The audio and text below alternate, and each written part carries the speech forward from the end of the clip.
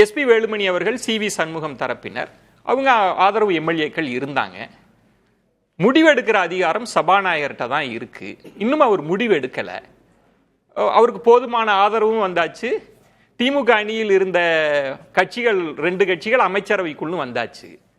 இருந்தும் இந்த 3 பேர் எதற்காக ராஜினாமா? உடனடியாக ஏன் தாவேகாவில் போய் சேரணும்?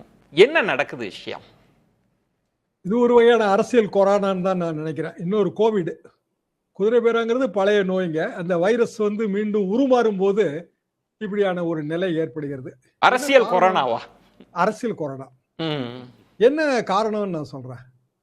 அதாவது தகுதி இழப்பு, தகுதி நீக்கம் 2 கடையில் அடிப்படை வித்தியாசம் இருக்குங்க.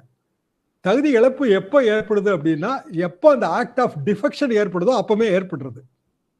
இந்த இடத்துல ஆக்ட் ஆஃப் டிஃபெக்ஷன் எது அப்படின்னா, பேரண்ட் பார்ட்டியோட கொறடா உத்தரவை எதிர்த்து வாக்கு போட்டது. தகுதி இழந்துட்டாங்க அவங்க. நிறைய கோர்ட் தீர்ப்பு இருக்கு இதுக்கு. தகுதி நீக்கம் அது சபாநாயகரோட பணி.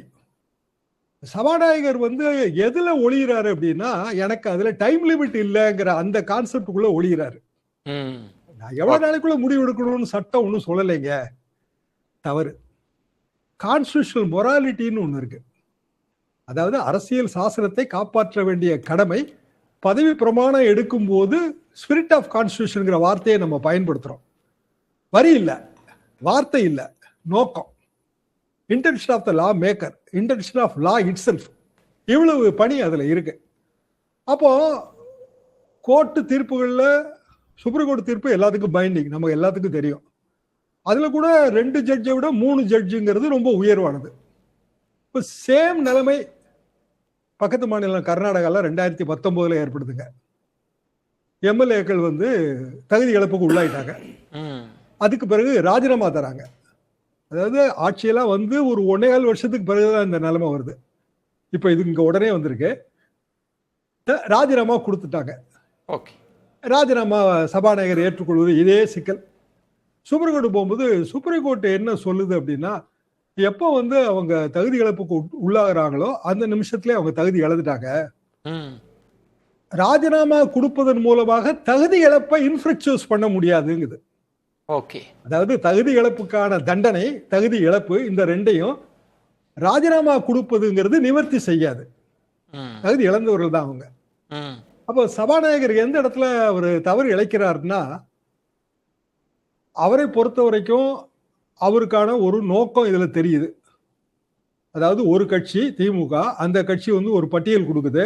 உடனடியாக சட்டமன்ற செயலகம் இன்னார் எதிர்கட்சி தலைவர் அதெல்லாம் சொல்லிடுறாங்க. எதிர்கட்சி தலைவரை பேசலாம் அழைக்கிறாங்க. சபாநாயகர்கிட்டே அதே மாதிரியான பட்டியலை அதிமுக கொடுக்குது. ஆனா அதுக்கான டிசிஷன் சொல்லாம ஒரு இழுத்து அடிக்கிறாரு. ஆனா பிராக்டிக்கலாவே எப்ப பேரண்ட் பாடி கொடுக்குதோ அப்பவே அவங்களுக்கு பதவி வந்துருது. இதுக்கும் நிறைய சுப்ரீம் கோர்ட் தீர்ப்புகள் இருக்கு. அப்போ சபாநாயகரோட டிலே, இன்டென்ஷனல் டிலே, அது ஒண்ணு. 2வது முக்கியமான விஷயம் என்னன்னா, ஒரு கான்ஸ்டிடியூஷனல் மொராலிட்டியை காப்பாற்ற வேண்டிய சபாநாயகர் கடமை தவறுகிறார். 3வது முக்கியமான விஷயம் என்னன்னா, நீங்க ஆரம்பத்துல சொன்னது, அதான் மெஜாரிட்டி வந்துருச்சுங்களே, ஆமா, அப்புறம் எதுக்கு நீங்க புதிய கொரோனாவை கொண்டு வர்றீங்க? இந்த கேள்வி இதுல உண்மையிலே பிரதானம். ஏன்னா அவங்களை பொறுத்த வரைக்கும் மெஜாரிட்டி இருக்கு. அப்ப எந்த இடத்துல அவங்க இந்த முடிவு எடுக்கிறாங்க? என்னோட யூகம் என்னன்னா, இன்னும் கொஞ்சம் பேர் போறாங்க. அப்போ சட்டமன்றத்தோட எஃபெக்டிவ் ஸ்ட்ரென்த் 234 இருந்து குறையும். இப்போ 234 இருந்து குறையும் போது அதுல பாதி அப்படிங்கிறது டிவிகே அரசுக்கு அட்வான்டேஜா இருக்குங்கிற ஒரு இன்னர் கால்குலேஷன் இருக்கு. இப்போ உதாரணமா ஒரு 8 பேர் போயிட்டாங்கன்னு வைங்க. ஏற்கனவே காமராஜுக்கு பதவி போயிருச்சுங்க. அவர் ஒருத்தர் தான் பதவி போயிருச்சுதான். அது அடுத்த கட்டத்துக்கு டிடிவி அதை எடுத்துட்டு போனாருன்னா பதவி போயிடும். அப்ப ஆஸ் இட் இஸ் அந்த ஒன்னையும் நீங்க சேர்த்துக்கிட்டீங்கன்னா 8 1 9 பேர் சட்டமன்றத்துல அந்த நம்பர் இல்ல அப்படின்னா டிவிகேக்கு அது கொஞ்சம் கம்ஃபர்ட், ரொம்ப கம்ஃபர்ட்டா இருக்கும். அப்புறம் இடைத்தேர்தல்னு ஒண்ணு வரும்ல. இடைத்தேர்தல்னு வரும்போது நம்ம ஜெயிச்சிடலான்னு உங்களுக்கு ஒரு கால்குலேஷன் இருக்கும். இப்போ ஒரு இது இருக்கு, ஒரு பிம்பம் இருக்கு. இதுல நம்ம ஜெயிச்சிடலாம், ஒரு 6 மாசத்துக்குள்ள இடைத்தேர்தல் வந்துரும், 3 மாசத்துக்குள்ள இடைத்தேர்தல் வந்துரும். அந்த இடத்துல தப்பு பண்றாங்க. என்ன காரணம்னா 2017 தகுதி நீக்கம் வரும்போது 2019 தேர்தல் வந்துச்சு. எப்படின்னா வரிசையா கேஸா போட்டுக்கிட்டே இருந்தாங்க. கேஸ் நிலுவையில் இருக்கும்போது தேர்தல் ஆணையம் அதை சொல்லி இடைத்தேர்தல் நடத்தாது. இப்ப இதுக்கு வருஷம் கட்டி வந்துருங்க வழக்கு. நாளைக்கு 2 கோணம் ஷியாம் அவர்கள். இப்ப நீங்க சொன்னது தேர்தல் தன்மை இப்படியே இருக்குமான்லாம் யாருக்கும் சொல்ல முடியாது, எப்படி வேணாலும் மாறலாம். அவங்களுக்கு போதுமான நம்பர்ஸ் இருக்கு. இப்ப நீங்க சொல்ற மாதிரி இந்த எண்ணிக்கையை குறைப்பதன் மூலமாக அவங்களுக்கு ஒரு மெஜாரிட்டி கிடைக்கலாம், அவை பெரும்பான்மை உள்ளுக்குள்ள கிடைக்கலான்றது ஒண்ணு. ஆனா இந்த ப்ரொசீஜரல் பார்க்குறப்ப இது குதிரை பேரம்ன்ற இடத்துக்குள்ளும் நிக்குது. இந்த இடம்ன்றது அவங்க ராஜினாமா கடிதம் கொடுக்குறாங்க, அது ராஜினாமா அக்செப்ட் பண்ணாததுக்கு முன்பாகவே இன்பதுரை அவர்கள் சொல்றாங்க அங்க உறுப்பினர் கார்டு வாங்குறாங்க. அந்த போய் சேர்ற காட்சிகள் பதிவாகுது. அதுல அமைச்சர் ஆதவ அர்ஜுனா நீங்க வாங்க நம்ம ஒரு குடும்பம் போல இருக்கலான்றலாம் பேசுற பதிவுகள்லாம் இருக்கு. அது ஒரு சிக்கலா வந்துராதா?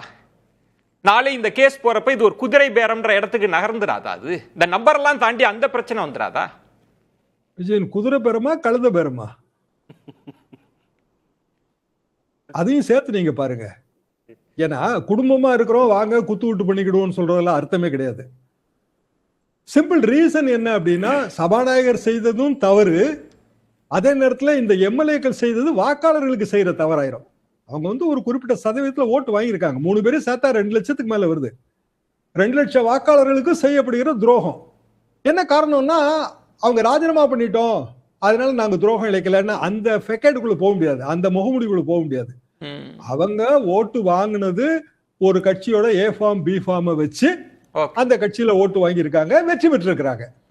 அப்போ அவர்களை பொறுத்தவரையில் வாக்காளர்கள் நம்பிக்கைக்கு துரோகம் செய்து விட்டார்கள். அதே நேரத்தில் கான்ஸ்டிடியூஷனை அப்போல்டு பண்றதாக பதவி பிரமாணம் எடுத்த சபாநாயகர் கான்ஸ்டிடியூஷனல் மொராலிட்டியை காலுக்கு கீழே போட்டு மிதிச்சிட்டாரு. இது எல்லாமே ஒன்றுக்கு தானா? இந்த எண்ணிக்கையை குறைப்பதன் மூலமாக ஒரு பெரும்பான்மையை கொண்டு வருவது, இடைத்தேர்தலில் ஜெயிச்சு நமக்கே அந்த நம்பர்ஸை கொண்டு வந்துடணும் அப்படின்ற இந்த 2 நோக்கம் மட்டும்தானா ஷியாம்? அதுதான் பாக்குறீங்களா? அதை தாண்டி நோக்கம் இருக்கிற மாதிரி தெரியலையே சார். இப்போ கவர்னர் உரை வரப்போகுது. கவர்னர் உரையில நம்ம கவர்னர் உரைக்கு நன்றி தெரிவிக்கிற தீர்மானம் ஒவ்வொரு கட்டமா தாண்டி வர வேண்டியது இருக்கு. பட்ஜெட் வரப்போகுது. அப்போ ரொம்ப நெருக்கடியான ஒரு டைட் மெஜாரிட்டியில ஓடுவதற்கு ஒரு கவர்மெண்ட் விரும்பாது இல்ல. அதற்காக தான் இந்த காட்சிகள் அரங்கேறும். வேற வழியே இல்லை. ஏன்னா உண்மையிலே இது கெட்ட பேரை ஏற்படுத்துங்கிறது அனைவருக்குமே தெரியும்.